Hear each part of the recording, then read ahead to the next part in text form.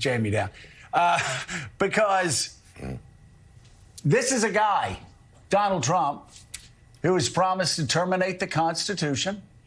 He said he was going to ban TV networks that he didn't like, said he was going to execute generals that were insufficiently loyal to him for, quote, treason, which, by the way, sounds like the French Revolution with a guillotine. They accused everybody of treason and cut their heads off. And then he talked about a couple weeks ago how he could kill his political opponents with SEAL Team 6 and be immune from it. He should be immune from all things. Talks about Viktor Orban. You understand that a lot more than maybe people on Wall Street understand what that means. Viktor Orban has shut down a free press. Viktor Orban has crushed all political opponents. Viktor Orban is an autocrat who hates Western democracy and freedom and free markets the way Wall Street claims to like free markets.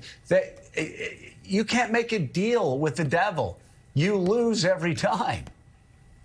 I mean, people around Orban, you know, including the local gas man in his village, the guy who does the gas connections, have grown rich beyond their wildest fantasies, the billionaires.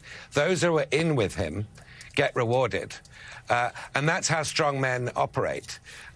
They don't operate according to free market capitalist rules. Well, and Ed, on the other side of that, people that owned media empires, like people that controlled newspapers or controlled TV stations that were opposed to him, they got charged with crimes. The value of their company went down to zero, and Orban said, "I'll buy it from you. You can leave the country or go to jail." So, yeah, the local gas man got rich. People running the free press got thrown in jail. Politicians got run out of country. I mean, this is what America faces under a second Donald Trump administration who brags that Orban is a strong man that he loves, that he's going to be like.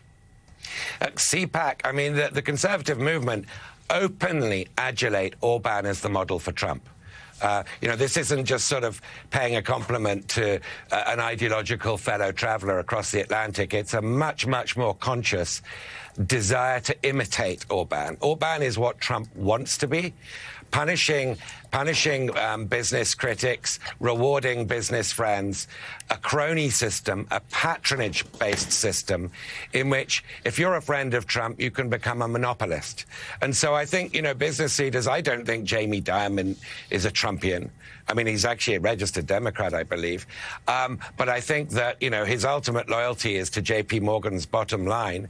And he knows that if J.P. Morgan gets out of line under a second Trump administration, which will be far more serious than the first one, that it will get punished. Trump will have no compunction about using the powers of the presidency to reward and punish with favors and fines.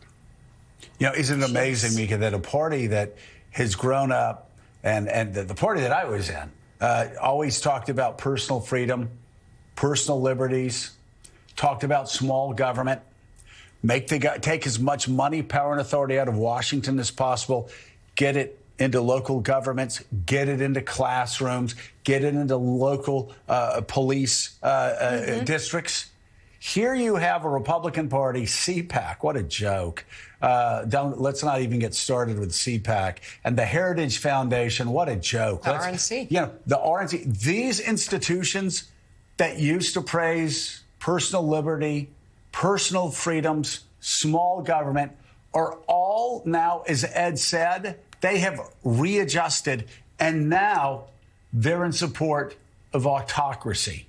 They're in support of a strong man leader. They're in support. The same people who will bitch and moan about how, the Western canon and Western values are being destroyed, Western civilization is at risk. Those people now worship, as does Donald Trump, leader of a failed country who has said he hates Western democracy, says Western democracy is dead. He says, I'm an illiberal Democrat. Yeah, well, And that's where they've gone. Yeah, and if you get what you want, you're not going to like it. U.S. national editor at Financial